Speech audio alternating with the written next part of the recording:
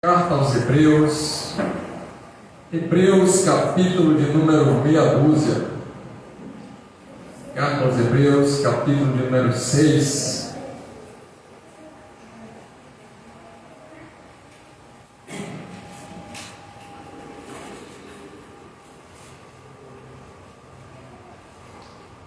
Senhor, a Tua palavra a ser ministrada, que nesse momento possamos compreender qual seja a altura, a profundidade, a largura dela, e que ela seja de maneira aplicável para cada um de nós.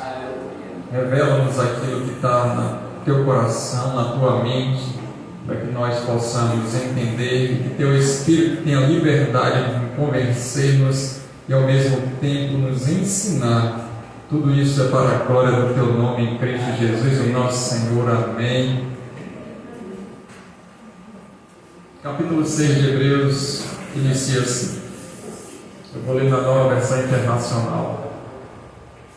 Portanto, deixemos os ensinos elementares a respeito de Cristo e avancemos para a maturidade, sem lançar novamente o fundamento do arrependimento, de atos que conduzem à morte, da fé em Deus, da instrução a respeito de batismos, da imposição de mãos, da ressurreição dos mortos e do juízo eterno.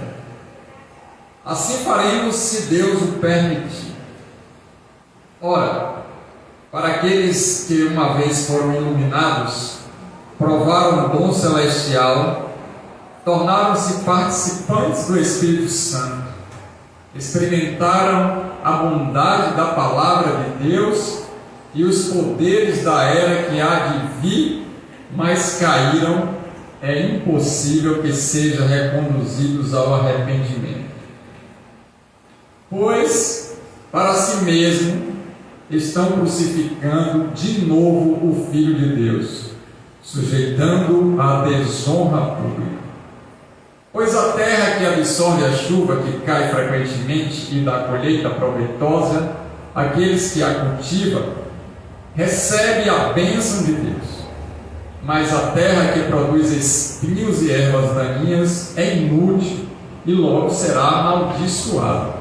Seu fim é ser queimado. Amados, mesmo falando dessa forma, estamos convictos de coisas melhores em relação a vocês, coisas próprias da salvação.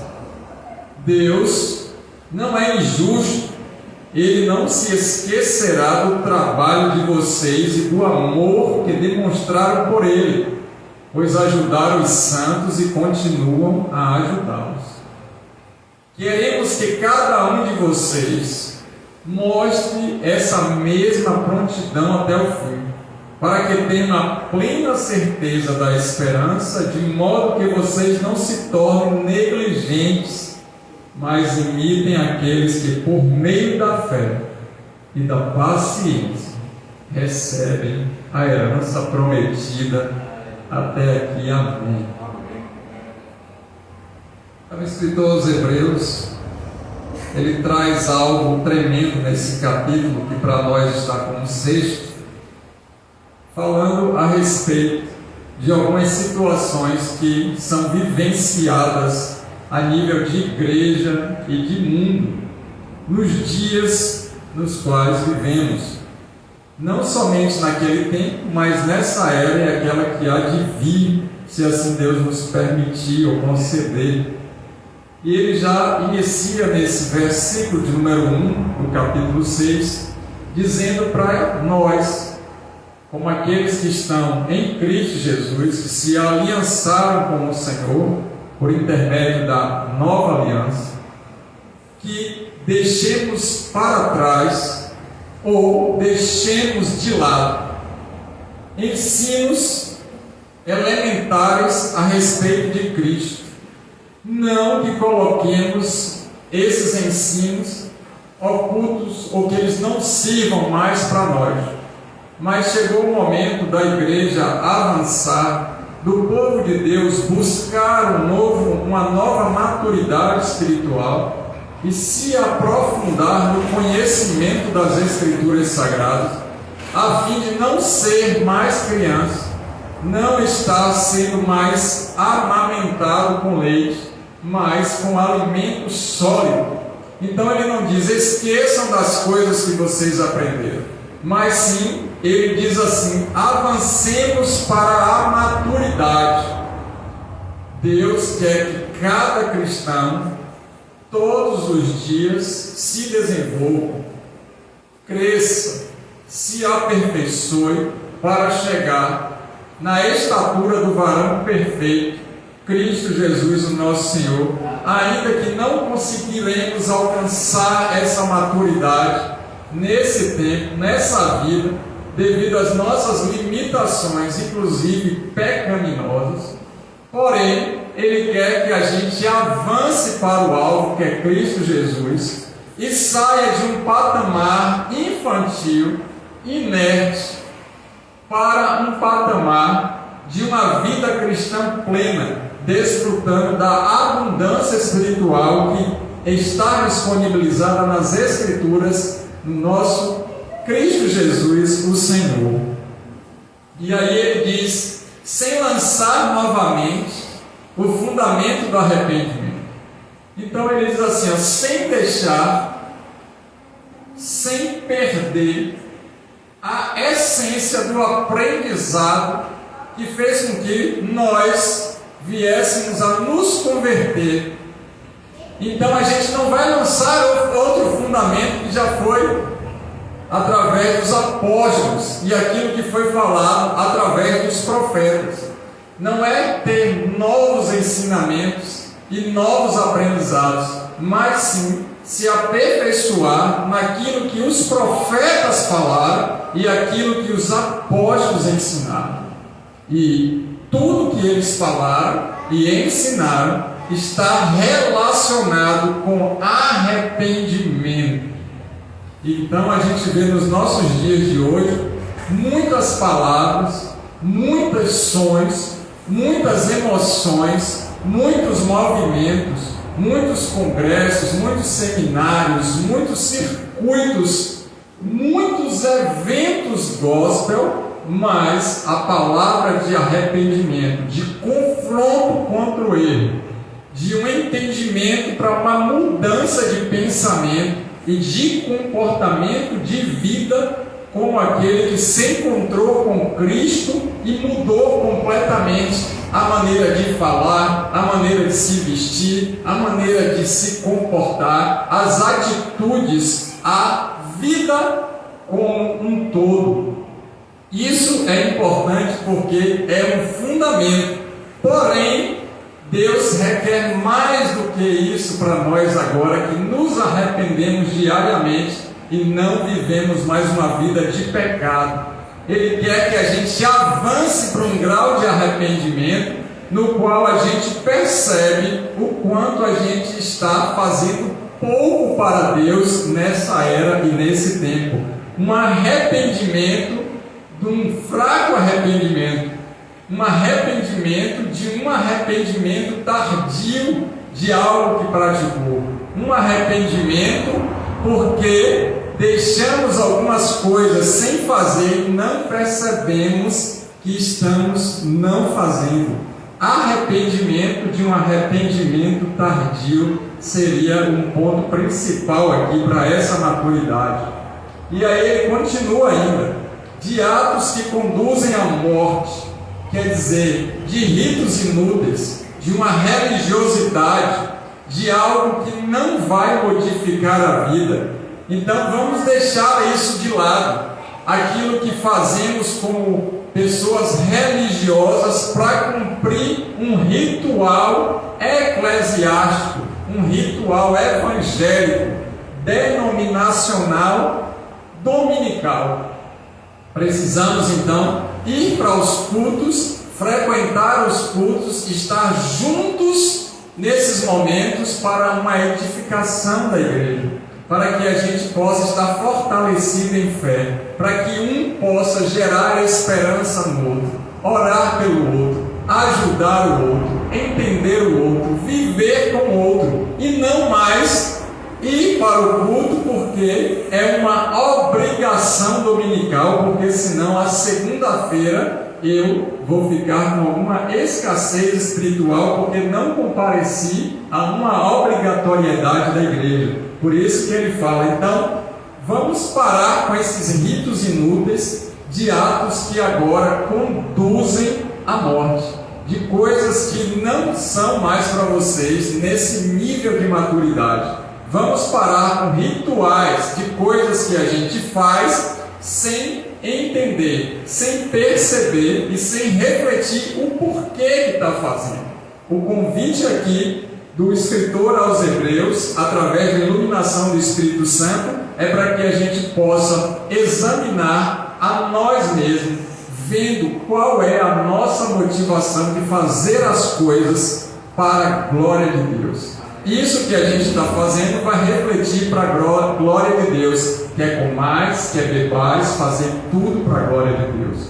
E aí ele diz assim: eu quero que vocês deem um passo à frente para que nós possamos crescer, amadurecer, avancemos para um grau de maturidade que agora a gente faz, não porque é obrigado, porque alguém mandou, porque é necessário, muito mais do que isso. Nós fazemos porque entendemos o plano de salvação, a graça que está disponibilizada, e agora a nossa atitude, o nosso comportamento, o nosso pensamento, a nossa gratidão e a nossa vida de mudanças de atitudes, uma metanoia de arrependimento, vão comprovar que realmente nós somos salvos.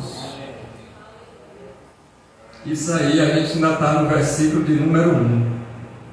Que o Senhor conceda tempo para a gente entender o que Ele falou até o versículo de número 12. Como é rico o Evangelho do Senhor. Ó quão grandes são as riquezas e profundidades daquilo que está escrito, para que nós possamos crescer cada dia no Senhor. Amém? No versículo de número 2 ele diz: dá instrução a respeito de batismos. Então agora ele traz algo que é importante. Por que nós nos batizamos? Para que nós nos batizamos? A necessidade de estarmos batizados e todo o entendimento a respeito da descida nas águas, ou de receber o dom do batismo vindo por Deus, para que esse batismo reflita na vida do outro, a fim de que nós entendamos que quando o Senhor proclama uma nova aliança, é necessário que nós comprovemos para todas as pessoas, como uma declaração de fé pública, que nós estamos separados por Deus para ter uma vida diferente.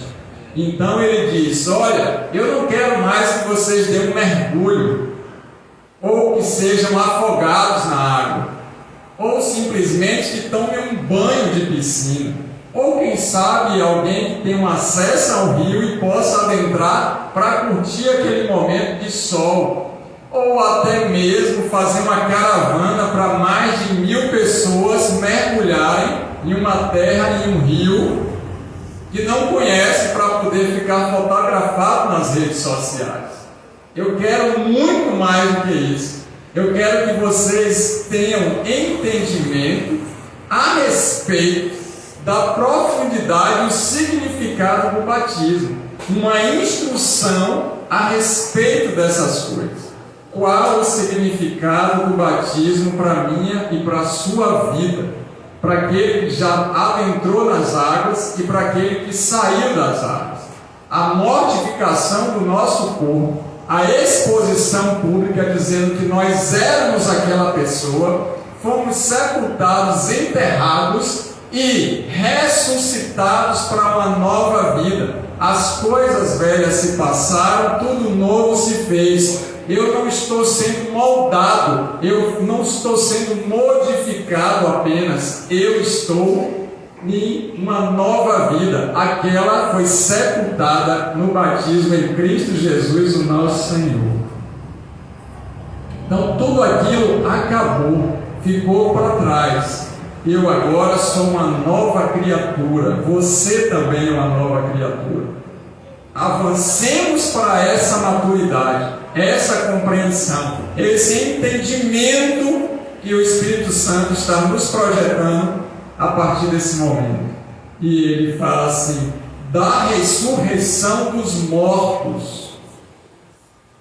Estávamos mortos no pecado, vivíamos outrora, muitos de nós, uma vida dissoluta e perdida, uma vida sem propósito espiritual, uma vida sem sentido nenhum cristão, uma vida que não estava de acordo com as Escrituras Sagradas, daquilo que Deus gostaria, gosta e quer que vivamos.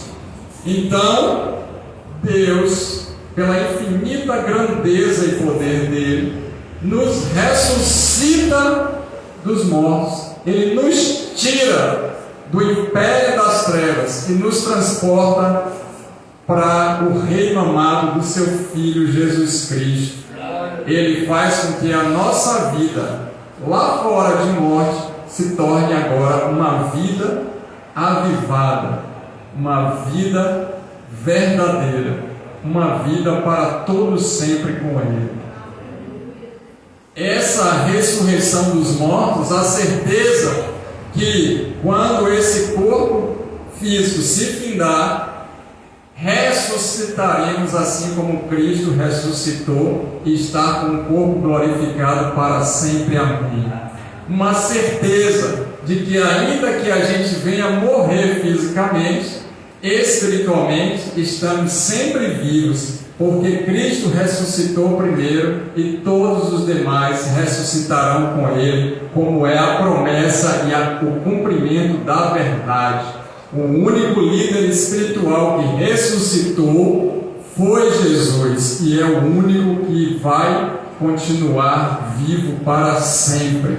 E se Cristo não ressuscitou, em vão é a nossa fé. Mas se Cristo ressuscitou, nós que morremos nele, ressuscitaremos também naquele grande dia, para a glória e louvor do nome de Jesus.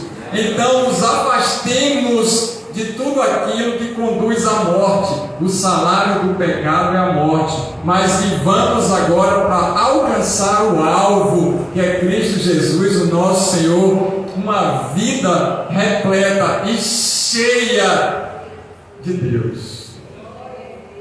Nós não estamos mais mortos para ter práticas de pessoas que não conhecem a Deus. Nós fomos ressuscitados e a iluminação do Espírito Santo chegou na nossa mente, nos nossos corações. Mente, a consciência de quem somos para conosco, para com as pessoas e para com Deus.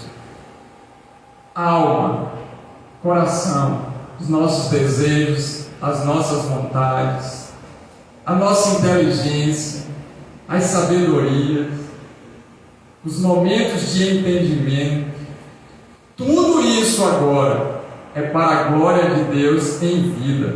Nós recebemos o discernimento de saber o que é ou não de Deus, o que é bom, o que é errado, o que é certo, o que é ruim, o que pode, o que não pode. E o Espírito Santo sempre nos convencendo, nos conduzindo, nos guiando e intercedendo por cada um de nós. Deixamos de ser pessoas mortas, mas o Senhor soprou o ar da vida em nós, pneuma, adentra o Espírito Santo e a luz do Senhor chega para mim e para você.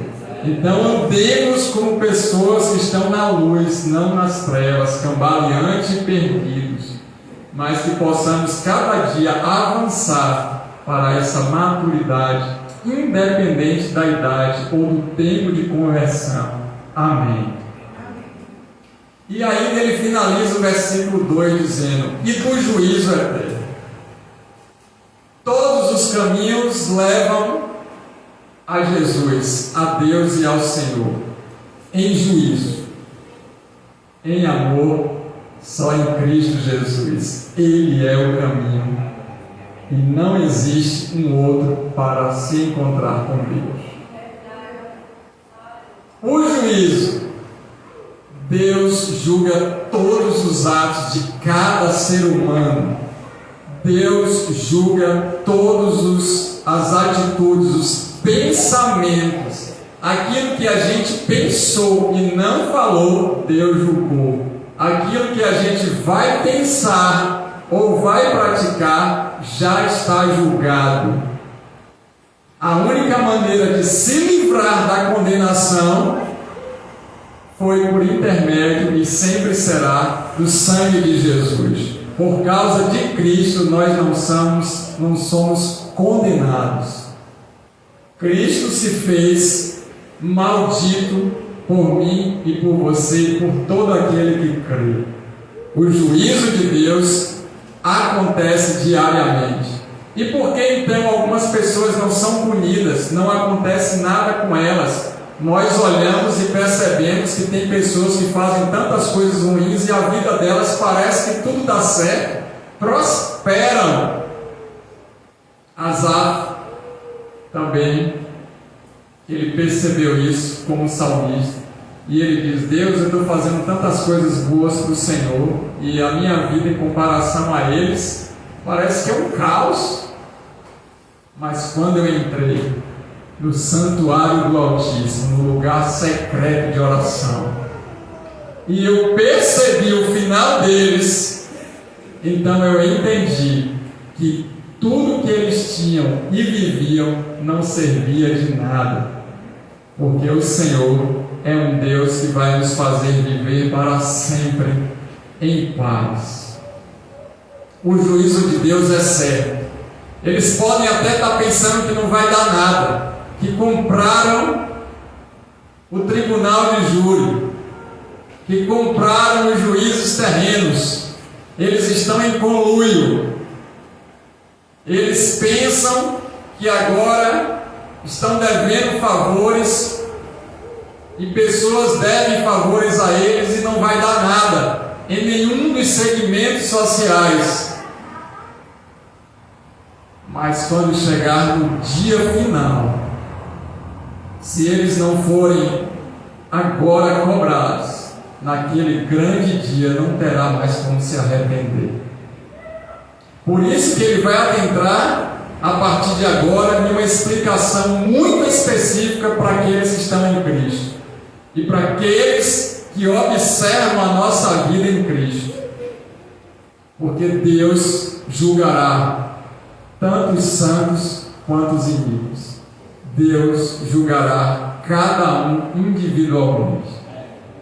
Então, no dia do juízo final, quando Deus olhar para mim e para você, e é isso que Ele quer que a gente chegue nessa maturidade, e a gente estiver diante do tribunal do Senhor, Jesus se apresente para nós não como um juiz severo, que está irado e que vai dizer qual é a pena, mas aquele juiz que vai dizer: adentra na casa do meu Pai, porque vocês são filhos da promessa em Abraão, na qual Deus separou. Venham benditos do meu Pai, porque eu vou entregar para vocês aquilo que está prometido e servirei a ceia para vocês. Aleluia! Agora o juízo para aqueles que não estão em Cristo será uma punição severa de todos os atos, pensamentos, palavras, ações, comportamentos, situações, coisas que fizeram e deixaram de fazer, porque aquele que sabe o bem que deve fazer não faz, comete pecado. E por ter negado a Cristo Jesus, seja por blasfêmia, seja por ingratidão, seja por rebelião, será julgado, condenado e estará no lago de enxofre, com todas as penas por cada pecado individual. Isso não é mais pregado. Isso não dá mídia. Não dá resultado na inteligência artificial. As pessoas não querem saber disso. Porque no final dos tempos eles reuniriam aqueles que estariam com o mesmo pensamento, enganando e sendo enganados, com comichão nos ouvidos, não vão querer ouvir aquilo que não está de acordo com o seu próprio ego, egolatria, seus próprios desejos carnais e vontades pecaminosas. Elegeriam líderes para estar nessa posição e estariam reunidos para poder perseguir, afrontar e falar, denunciar todo aquele que estivesse na verdade. São esses dias que nós estamos vivendo. Assim, versículo 3, faremos se Deus o permitir. E agora tem algo de atenção para a gente. Todas essas coisas, elas estão escritas na Bíblia, disponíveis para nós, mas nós só podemos colocar em prática, ou só seremos quebrantados, convencidos, se estivermos com o nosso coração, nossa mente, a nossa vida aberta para receber a instrução do Senhor. Assim faremos, se Deus permitir. Deus não permite nada acontecer com o orgulhoso, a não ser ser abatido. Deus abate os soberbos, mas dá graça aos humildes. E agora Ele começa a colocar um divisor de águas para aqueles que servem e para aqueles que não servem. Então Ele ensinou toda essa primeira parte para dizer para nós que estamos em Cristo: só podemos fazer alguma coisa se Deus permitir. Então não diga: amanhã faremos isso, venderemos, plantaremos, colheremos, cresceremos, estudaremos, conquistaremos. Só se Deus permitir. A única maneira de Deus permitir algo para nós, dentro desse entendimento que a gente já falou, sobre arrependimento, práticas, fé em Deus, a fidelidade para com a palavra, ser fiel às Escrituras, ser uma pessoa que não somente recebe a instrução, mas coloca em prática, demonstrando que tem convicção absoluta de que o que está escrito é verdade, é absoluto. O mundo é relativo. Nós que estamos em Cristo é absoluto. É dessa maneira e acabou. Não tem espaço para outros pensamentos, outros posicionamentos. Deus falou e Ele vai cumprir na íntegra aquilo que Ele falou. É da maneira dele e fim de papo. Ele é soberano. Nós não somos deuses e Ele tem que responder de acordo conosco. Nós somos servos e nós fazemos aquilo que o Senhor determinou. Assim faremos. Então Ele nos convida para uma autoanálise. Deus, como é que está o meu coração diante de Ti hoje? Porque a única maneira do Senhor me convencer do pecado, me conduzir para a vida, ampliar a minha fé, fazer com que eu possa ser cada dia renovado, restaurado a minha sorte e não adentrar no juízo final, é se eu estiver aberto, disponível e querendo aprender com a palavra. Por isso ele vai dizer assim, da imposição de mãos, também no versículo de número 2. Não imponhais a mão precipitadamente nas outras pessoas para não compartilhar os pecados alheios. Então eu vejo aí em muitos lugares, na hora que vai orar, bota a mão na cabeça. O cara está endemoniado, bota a mão na cabeça do outro. Serve a Baal e impõe a mão no outro. Deus não mandou consagrar ninguém, impõe a mão no outro. Existem muitas necessidades na igreja, mas Deus falou para fazer.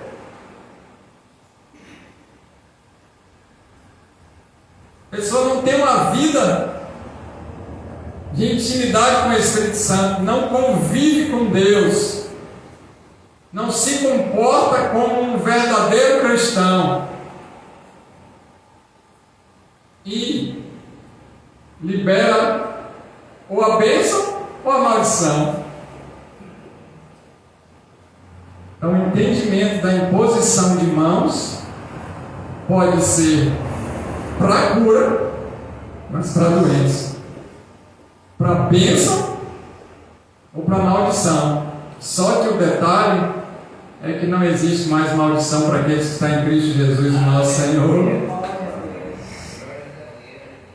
E aí às vezes a gente vai visitar uma outra denominação, ouvir uma palavra, vai ali num congresso e começa aquele frenesi de orações, de unção, transferência de unção.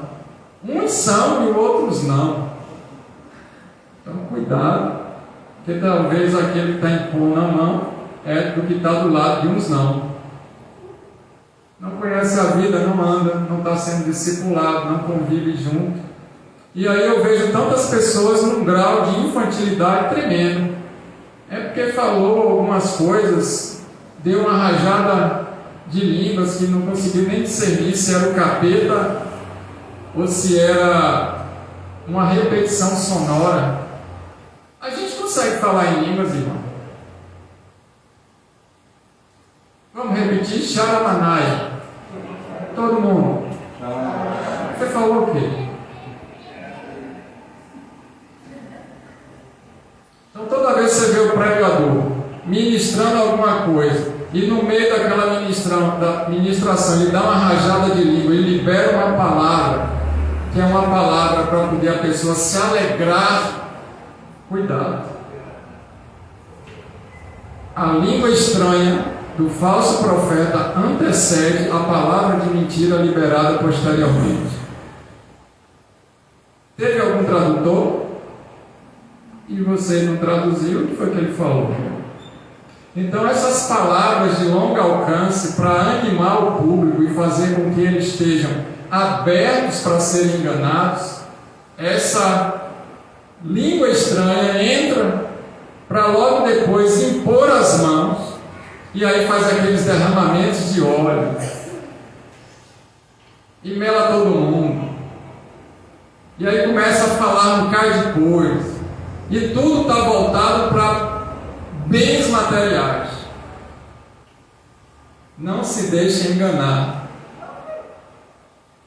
Isso não é de Deus. A gente não vê nenhuma passagem nas Escrituras Sagradas Jesus operando dessa maneira. Aliás, quando tinha grandes sinais e maravilhas, ele dizia assim: não fala para ninguém, não espalhe as coisas não. Agora é claro que quando a gente está naquele êxtase místico, espiritual, verdadeiro, vai ter os dons espirituais. Vão ter os dons de língua, interpretação, sabedoria, fé, cura. Isso é bênção. Mas o que Deus está falando comigo e com você através das Escrituras é: deixemos de ser criança na meninice e vamos partir agora para um propósito de discernir se é ou não proveniente do Senhor. porque os escolhidos jamais serão enganados. Pode, num determinado tempo, ficar, meu Deus, mas o Espírito Santo começa a incomodar tanto que a gente não consegue nem ficar no ambiente, nem permanecer naquilo. Amém? Então ele vai dizer: olha, nós vamos fazer muitas coisas, mas se Deus permitir. Para nós avançarmos na maturidade espiritual, não basta querer, precisa colocar em prática aquilo que fala. Então Deus não quer uma vida da gente como um político mentiroso, enganador. Ele quer que sejamos cumpridores daquilo que a gente fala.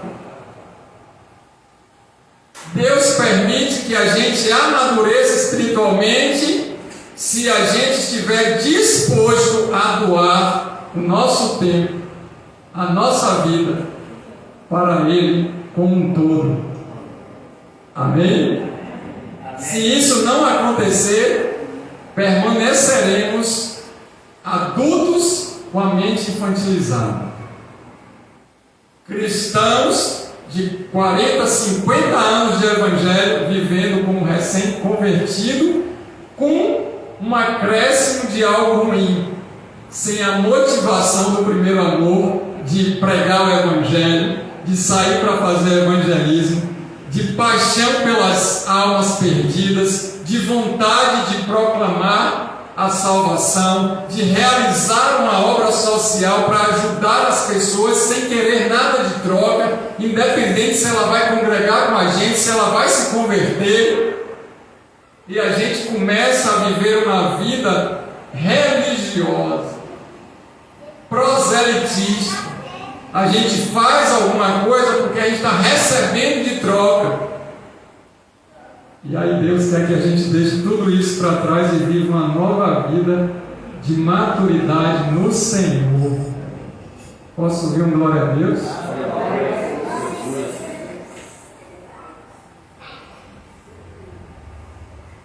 A igreja falsa não quer que as ovelhas, os discípulos, amadureçam. Porque se eles amadurecerem, eles perdem o medo de dormir no escuro, de ficar em casa sozinho. Eles perdem o medo de contos de fábulas, de histórias que deixam cada um arrepiado, de contos de terror. Ele perde o medo de ser amaldiçoado, maldito, atribulado e devedor. Então a teologia do medo, do neopentecostalismo cai por terra. A igreja falsa deixa com que os discípulos fiquem imaturos para eles viverem numa dependência da liderança para sempre. Amém. Agora a igreja verdadeira, a liderança vai ministrar sobre desenvolvimento pessoal, autonomia de fé, emancipação espiritual, para que as pessoas possam crescer e conseguir e continuar crescendo em Cristo. E aquela situação assim: se eu sair da igreja, o pastor me amaldiçoa, eu vou viver minha vida toda escravo, porque eu não quero sair da igreja, porque senão eu vou ser maldito. E se eu sou maldito, eu vou para o inferno. Meu irmão, você foi morar num bairro distante, não dá mais para vir para congregar aqui. Que o Senhor abençoe. Agora cuidado com o lugar que você vai. Isso não nos dá motivo para sairmos do lugar que a gente congrega, para ficar buscando outros lugares, ainda mais nos dias de hoje. Antes, eu queria morar, atravessava a rua, estava na igreja. Hoje a gente precisa talvez atravessar um município para estar na igreja verdadeira.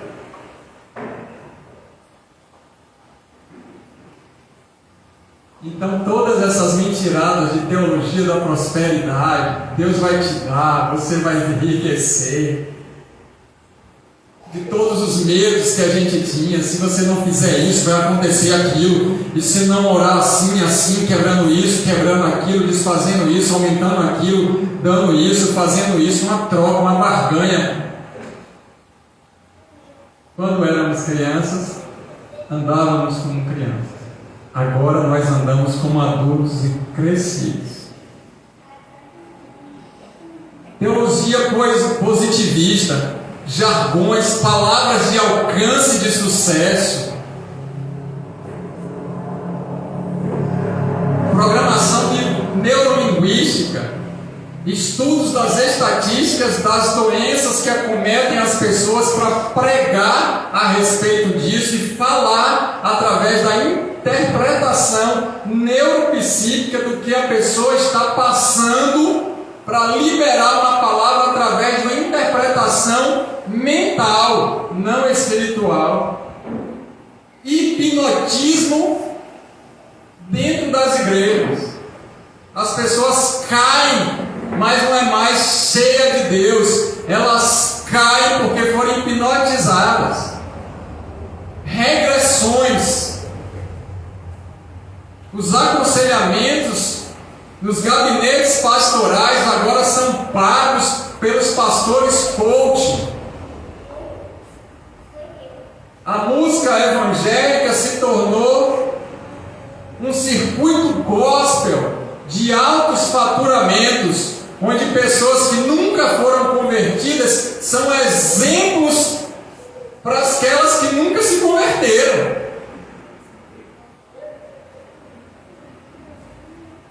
Ora, versículo 4: para aqueles que uma vez foram iluminados, ou receberam a dádiva da salvação e têm o Espírito Santo, ou tiveram contato com esse ambiente poderoso da verdade em Cristo, ou que o Senhor convenceu e mostrou o caminho, a verdade e a vida através do Espírito dele, provaram o dom celestial, a graça da vida eterna, tornaram-se participantes do Espírito Santo, presenciaram, viveram e sentiram os sinais, maravilhas, prodígios, os milagres do Senhor, experimentaram a bondade. Deus é um Deus bom, abençoador. O que Deus mais quer é abençoar o povo dele para sempre.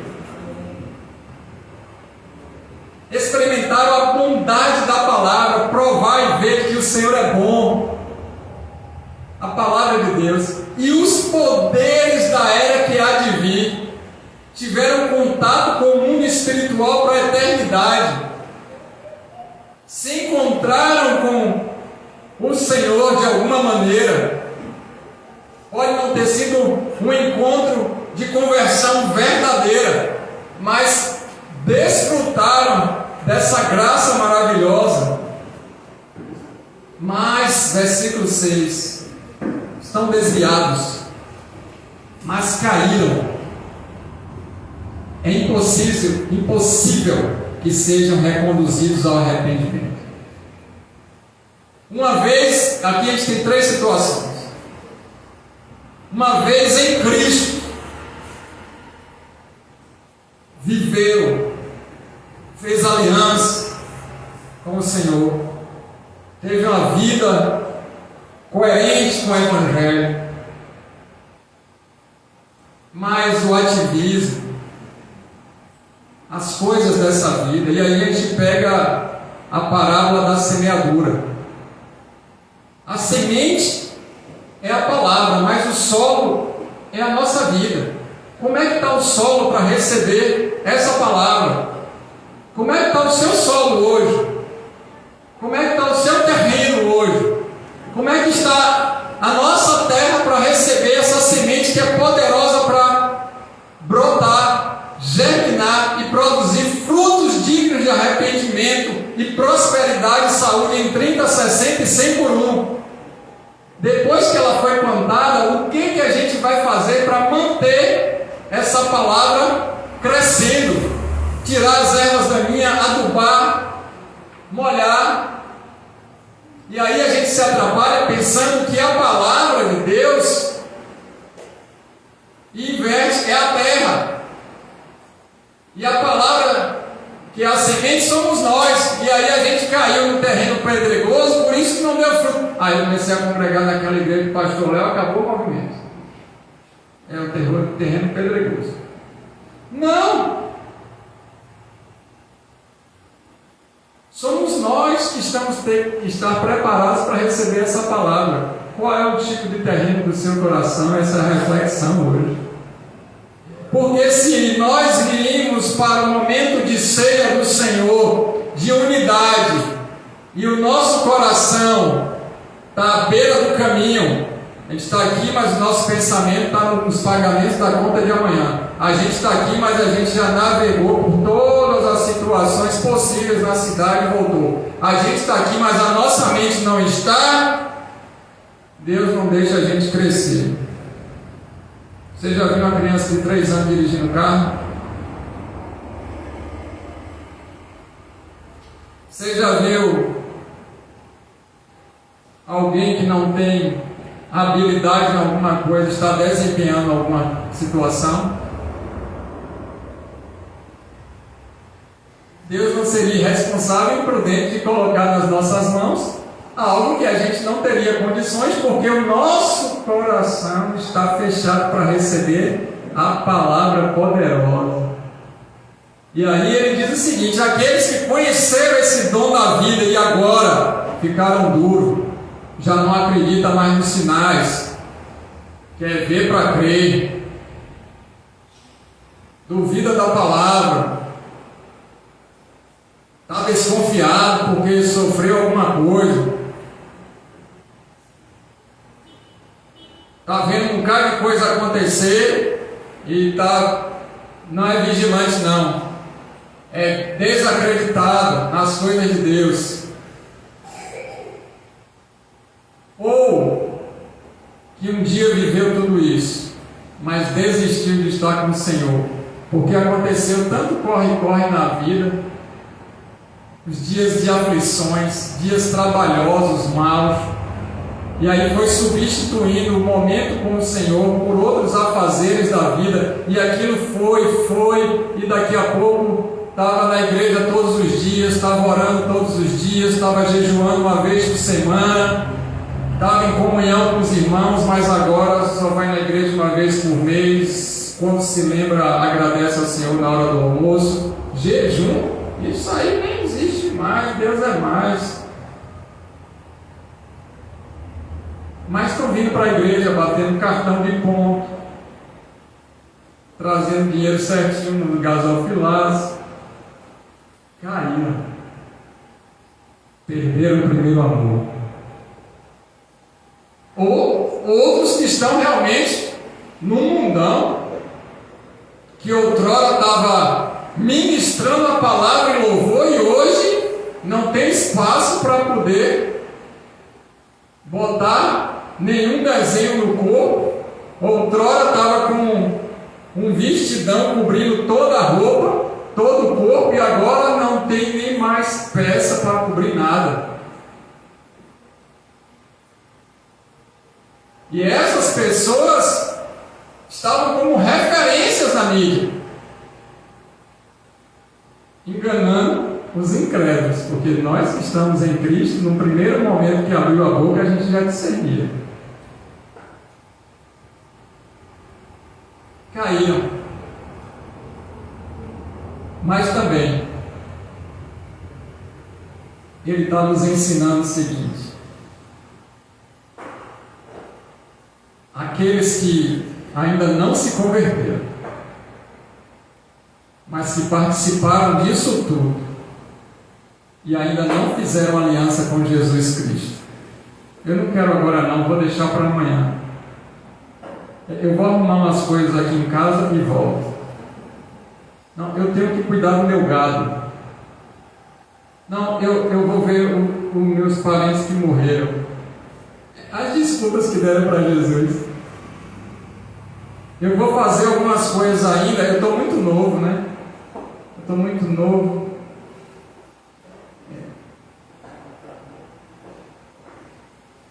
E aí esquece ou não sabe ou não se lembra que o ladrão da cruz que foi salvo só foi um, para que ninguém pense que Deus vai deixar todo mundo ser salvo no momento da morte. Uma vida toda de promiscuidade, de idolatria, de rebelião contra Deus, no leito de enfermidade. Você quer aceitar Jesus? Quem não quer, irmão? O cara está com a arma aqui. E aí? Você aceita Jesus? Qual é a primeira coisa que o bandido fala? Quero ver negar Jesus com a arma na cabeça. Então, essas pseudo pessoas evangélicas ou falsas conversões, ele está tratando aqui nesse momento. Esses que são simpatizantes do Evangelho, mas não querem viver uma vida verdadeira. Então são os 3 exemplos que eu dei. Aqueles que estão dentro, mas estão desviados do propósito, afastados de Deus sem saber. Aqueles que uma vez estavam dentro do Evangelho, mas agora estão vivendo uma vida dissoluta no mundo. E aí a gente se lembra dos 2 irmãos, um que pediu herança e partiu, e o outro estava dentro de casa. Os 2 estavam afastados de Deus. Um que tinha tudo e não tinha nada, e o outro que pediu tudo e voltou sem nada. Os textos na Bíblia são tremendamente lindos e a Bíblia se auto-explica, queridos. E aquele que nunca conheceu o Senhor, mas visita, vai,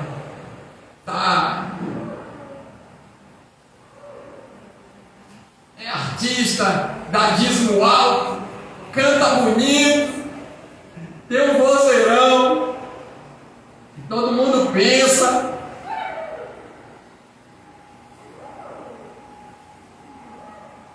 Os 3 tipos. Versículo 6, leia comigo. É impossível que eles sejam novamente conduzidos ao arrependimento. Aqui estão os exemplos daqueles que não serão salvos. Qual é o grupo de pessoas que nós fazemos parte? Mas, Senhor, no Teu nome profetizamos, curamos enfermos, expulsamos demônio. A Bíblia é autoexplicativa. Aqueles que negaram ao Senhor, fizeram atrocidades, vem um carnaval para a turma fazer tudo aquilo, crucificar um Cristo que já ressuscitou. Deus nem perde tempo. Olha assim, sentimento, se assim a gente pode humanizar para entender, é de tristeza profunda, mas a palavra já está cumprida. É impossível ser reconduzido para o arrependimento, já está julgado para o inferno.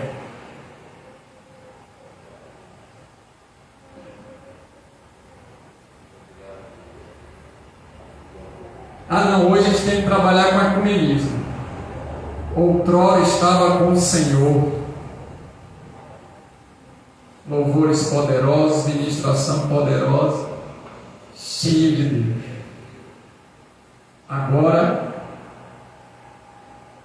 já se divorciou 300 vezes, já está falando coisas que não existem na Escritura, já está associado com todas as mentiras. Não é porque está com outras religiões, é porque não está vivendo a verdade das Escrituras. É impossível se converter novamente.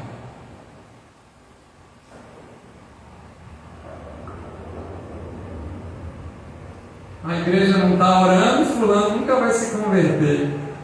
Orar?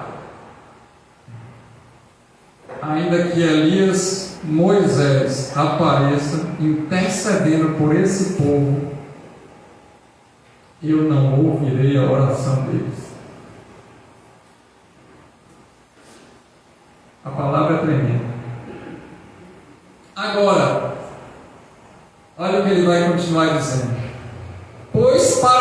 mesmo estão crucificando de novo o Filho de Deus. Não aceitaram a salvação em Cristo, estão inventando outros ídolos, estão fazendo alguma coisa para tirar a suficiência da salvação em Cristo Jesus. Estão colocando amuletos, objetos, situações, coisas, pessoas, para tirar a glória de Deus em Cristo Jesus. Alguma situação para ser salvo, não por intermédio de Cristo. Pode fazer tudo aqui na igreja que você quiser, mas lá a porta continua estreita e só vai entrar aqueles que estão de acordo com as Escrituras verdadeiras, porque tem novas traduções da Bíblia que já está faltando versículo ou traduzido equivocadamente com palavras que não estão no grego, no hebraico nem no aramaico. Então, até para comprar uma Bíblia hoje tem que tomar cuidado. A gente pode estar lendo uma Bíblia que não é a Bíblia.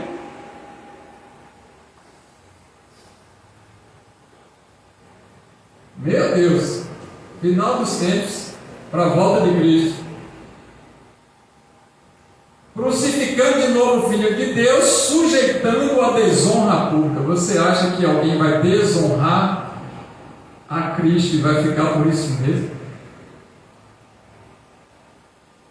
Jesus hoje está como advogado, intercedendo a destra de Deus pela vida de todos nós, mas naquele grande dia Ele é o juiz. Um juiz na terra hoje que se sente confrontado, não é nem afrontado, porque se for afrontado ele já perdeu a vida, mas se for confrontado numa coisa que ele não quer, que ele não entende que é e que ele não aceita, ele fica numa fúria tão grande que ele pode mandar prender e nunca mais saltar. Imagine desonrar e colocar Jesus para ser blasfemado publicamente e envergonhar o Evangelho. Meu Deus, o negócio não vai ficar barato não. Pode não estar acontecendo nada agora, mas na hora que fechar os olhos dessa vida, se prepara para encontrar com um Deus irado e que vai cumprir aquilo que Ele falou. E aí Ele vem contar uma história para poder a gente entender melhor. Pois a terra que absorve a chuva, que cai frequentemente, dá colheita proveitosa, aqueles que cultivam recebem a bênção de Deus. Mas a terra que produz espinhos e ervas daninhas, abrolhos, é inútil e logo será amaldiçoado. Seu fim é ser queimado. Então ele pega aqui um contexto do dia a dia das pessoas daquele tempo, e que a gente também tem um entendimento de cultivo e colheita, que aquilo que não vai servir para nada vai ser queimado, vai ser lançado no inferno. Deus permitirá que todo aquele que não quer nada com Ele seja encaminhado para o inferno, e Jesus encaminhará o pecado e o pecador junto para a morte eterna. Amados, mesmo falando dessa forma, agora olha que consolo para a igreja verdadeira do Senhor. Estamos convictos de coisas melhores em relação a vocês. Posso ouvir glória a Deus? Ei, maravilha! Coisas próprias da salvação. Eu falei tudo isso aí para vocês entenderem todo esse significado, para a gente poder ter uma maturidade, não ser mais levados por vento de doutrina, ou simplesmente não andar mais como crianças que não conhecem a profundidade do Evangelho, ou viver uma vida infantil, imatura, mas agora uma vida de responsabilidade, uma vida de autonomia, de emancipação espiritual, uma vida de cada dia crescer com o Senhor. E eu estou convicto que as melhores coisas em relação a vocês têm coisas relacionadas com a salvação. Para vocês, isso aí, fiquem tranquilos. Porém, ele convida a gente para fazer uma autoanálise. E na ceia do Senhor, Paulo pregando aos Coríntios, ele fala: examinai o ser humano assim, para discernir o corpo de Cristo, para entender quais são os ensinamentos dos princípios de Deus. Por isso que muitos estão doentes ou já adormeceram. Olha como a Bíblia é linda e se auto-explica. Não discerniram o corpo de Cristo, não entenderam. E aí passa 6 dias na semana atribulado e atribulando. E no dia da ceia se veste com uma roupa diferente, vem parecendo um crente e se comporta como um crente da igreja. Estou convicto que vocês já entenderam as coisas da salvação. Isso aí não é para vocês, não, é para aqueles que não conhecem Jesus. Deus não é injusto. Ele não se esquecerá do trabalho de vocês. Tem alguém aqui que não está trabalhando para o Senhor? Porque se tem alguém que não está trabalhando para o Senhor, não tem como receber nada de Deus. Deus não se esquecerá daqueles que estão trabalhando para Ele. Então, Provérbio diz: vai ter com a formiga o preguiçoso. Hoje eu não estou conseguindo fazer as coisas. Se é para receber um benefício, na segunda-feira, domingo, 6 horas da tarde, já não tem mais nada para fazer, já está dormindo cedo. 4 horas da manhã o benefício começa a ser liberado às 7. 4 horas da manhã já está em pé. 5 horas está todo arrumado. 6 horas da manhã já está uma filona.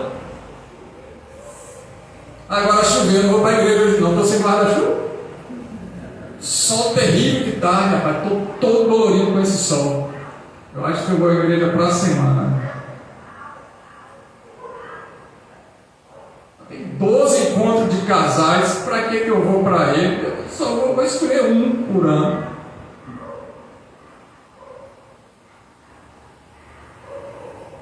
Deus não se esquecerá do trabalho de vocês. Mas se não tem trabalho, não precisa nem se esquecer, porque não tem.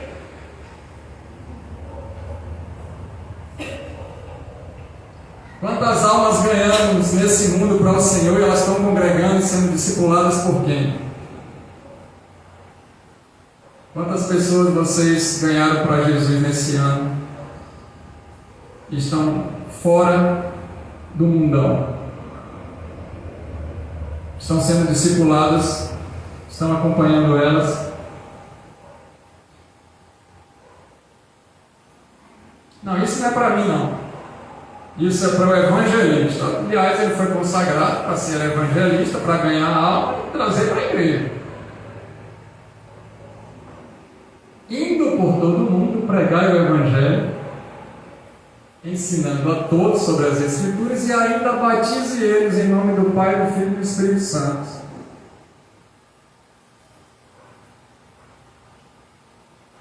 Meu irmão e minha irmã, tempos difíceis. Deus não vai ser injusto, Ele não vai esquecer o trabalho de vocês. O trabalho para as pessoas pode, ou para empresas, ou para indústrias, ou para fábricas, ou para o comércio, ou para o mundo, pode ser até voluntário. Para Deus, aquilo que o homem semear, ele colherá numa medida transbordante, recalcado, sacudido. Deus não fica devendo nada para ninguém. A gente pode ser voluntário até na casa do Senhor, nessa instituição chamada Ministério Resgatar e Restaurar, mas para Deus não existe voluntário. Trabalhou, pagou. E aí eu me lembro como foi que eu cheguei na igreja. Aliás, como eu cheguei não, como me levaram, porque eu não tinha nem condição de ir. E quando eu olho para a minha vida lá atrás, quem muito deve, muito ama. Eu sei de onde Deus me tirou. E eu não tenho nenhum problema em limpar a igreja, limpar o banheiro. Não tenho. estou tendo lucro com essas coisas. Porque se fosse empresa, o empresário não vai fazer isso. Aí eu vou ter empregados. Inclusive, eu vou abrir aí para poder ter voluntários, porque eu não pago nada e é só alegria, é isso que acontece. Mas na casa do Senhor, quando acaba o culto, a gente recolhe copo. Vocês já me viram recolhendo copo? É a casa do Senhor. Aspiei o que minha esposa pregou na quarta. Esse trechinho foi dela. A gente não entendeu nada e está pensando que está trabalhando para mim. Irmãos, agora é eu e você. Você não está trabalhando para mim. Você não está fazendo nada para mim. E se está insatisfeito com isso, tchau e bênção. Essa foi a pregação até o versículo 8. Amados, essas coisas que eu acabei de falar aqui não foi para vocês não, é para aqueles que nunca vão se converter e não querem ficar no nosso meio, ajudando o outro, orando pelo outro, abençoando, recolhendo, fazendo as coisas para a gente crescer. Amados, eu estou falando dessa forma, mas eu estou convicto que vocês não estão assim, porque o grau de maturidade nos leva à salvação e a gente está ajudando sempre um outro. Vocês estão fazendo isso com tanto amor para o Senhor. Eu não canso de cessar orando a Deus por vocês, para que vocês cresçam cada dia, estejam avivados no Senhor. Muito obrigado pelo trabalho de cada um de vocês aqui. Amém? Entenderam o texto? Era isso que ele estava falando. Aí chegou aqui e disse assim, ó: e do amor que demonstraram por Jesus, pois ajudaram os santos e continuaram a ajudá-lo. Cada um de vocês tem ajudado os outros, telefonado, buscado na casa, não deixado faltar culto, visitado, abençoado, ajudado a pessoa que está passando necessidade, abençoando o irmão com pix, levando um alimento. Ô glória, que igreja maravilhosa é essa? Ei Jesus, te amamos. Aliás, faltou algumas pessoas na igreja, tem cadeiras vazias. Amanhã eu vou passar lá, vou ligar para o meu irmão, vou perguntar se ele tem alguma conta atrasada, vou mandar meu dinheiro. Queremos que cada um de vocês mostre essa mesma prontidão até o fim. Amém? Oh, glória. Jesus, tu és maravilhoso. Essa prontidão que vocês começaram desperto no Evangelho não era para outrora, não, é para os dias de hoje. Anima-te, tem bom ânimo, ainda tem energia para fazer muita coisa e ajudar os outros. Nós, como irmãos, contamos com as orações, com a ajuda, com a colaboração, com apoio, com amor, com carinho, dedicação, provisão, zelo, cuidado de cada um. Nós somos um corpo. Ainda que a gente esteja sentindo a dor no dedo mindinho, incomoda, que a gente não pode nem botar um sapato fechado. E se for aquele menorzinho que talvez esteja insignificante na igreja na hora que ele está doente, está insuportável, a gente precisa ajudar e cuidar para que cure e não fique latejando o nosso dedo, amém? É isso que Paulo ensina.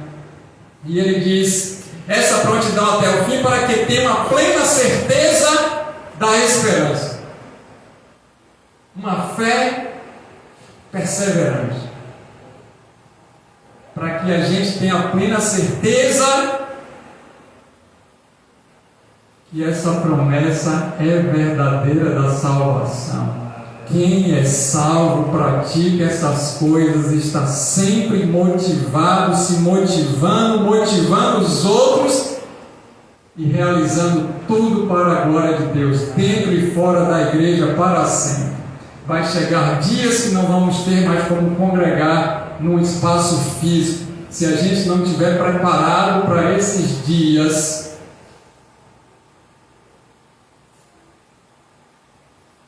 as esperança morreu, acabou a salvação. Porém, isso não é para a gente, porque a gente está esperando Jesus em glória, de modo que vocês não se tornem negligentes. Não façam por fazer, ou deixem de fazer aquilo que deveria fazer. Aquele que sabe o bem que deve fazer e não faz, comete pecado. Então agora, vocês maduros, vocês precisam ser proativos. Não precisa de um comando para fazer. Precisa fazer e mostrar resultados.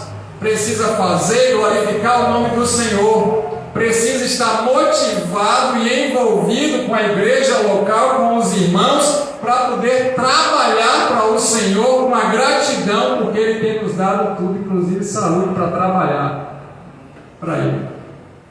E a nossa vida no trabalho não é mais um trabalho secular. O nosso trabalho secular era quando a gente era criança. O nosso trabalho agora é para a glória de Deus, é um campo missionário. Aonde tivermos, temos que testemunhar do Senhor, e Ele está pagando ao nosso empregador para pagar para a gente. E Ele está nos dando a oportunidade de trabalharmos e recebermos alguma coisa. É difícil para Deus colocar alguém no leito de enfermidade e ficar sem trabalhar e dependendo dos outros? Não. E por que Deus não faz isso? Porque conhecemos a bondade do Senhor, como foi explicado, e Ele é um Deus que tem nos dado muito mais daquilo que pedimos, pensamos e imaginamos. Mas imitem, olha como ele vai terminar. Sei que o tempo avançou um pouco, mas é muita coisa mesmo. Tenham como espelho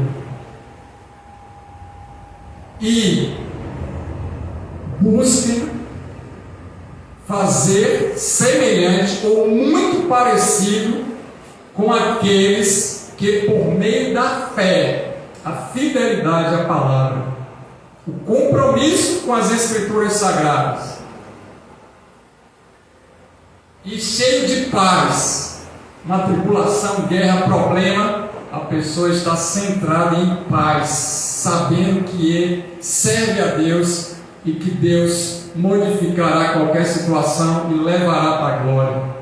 Imitem esses assim, para que vocês recebam a herança prometida, não só nessa vida, mas na vida eterna para sempre. Amém. E qual foi a promessa? Foi para Abraão. A herança prometida para Abraão. E o próprio Deus jurou por ele mesmo, porque não tinha como provar para Abraão que era verdade. E Abraão então teve uma fé duplicada. Ele creu em Deus e creu na promessa. E Deus foi fiel para cumprir.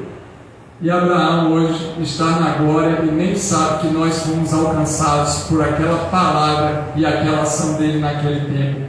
A herança é garantida, irmãos. A gente pode até não ter condições de deixar a herança para os nossos descendentes, mas a maior herança que a gente pode deixar não material é enxertar na vida dos nossos descendentes, da nossa prole, da nossa geração, a palavra de vida eterna, para que eles possam alcançar a promessa. E é isso que Deus está esperando, que nós sejamos geradores da promessa para sempre.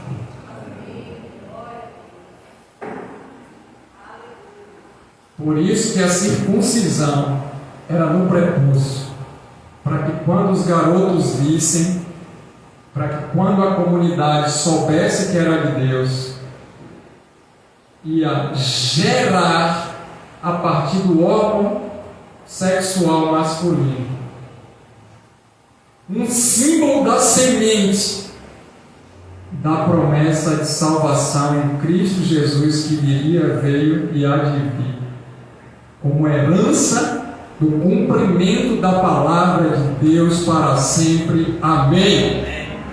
E hoje a circuncisão está nos nossos corações. Deus se aproxima do humilde.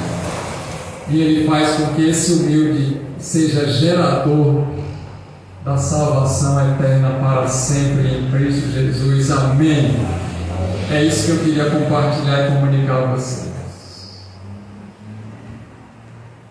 Carta aos Hebreus. Que maravilha, Senhor. Obrigado por essa rica oportunidade.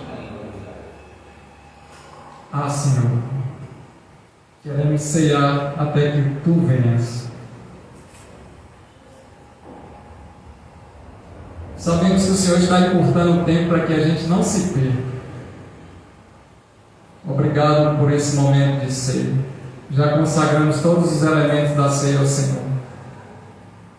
Já são, Senhor, que possamos ser curados, libertos e transformados também nesse momento. Assim como o Senhor ensinou naquele dia, o Teu corpo, o Teu sangue foi entregue, derramado por cada um de nós. A gente repete isso. Se você é batizado nas águas, está em comunhão com a igreja, pode compartilhar desse momento. Se você ainda não é batizado e não procurou ainda a liderança da igreja, procure para que a gente possa alinhar seu batismo o quanto antes. Deus nos abençoe. Vamos ceiar ao Senhor. Convido você a ficar de pé.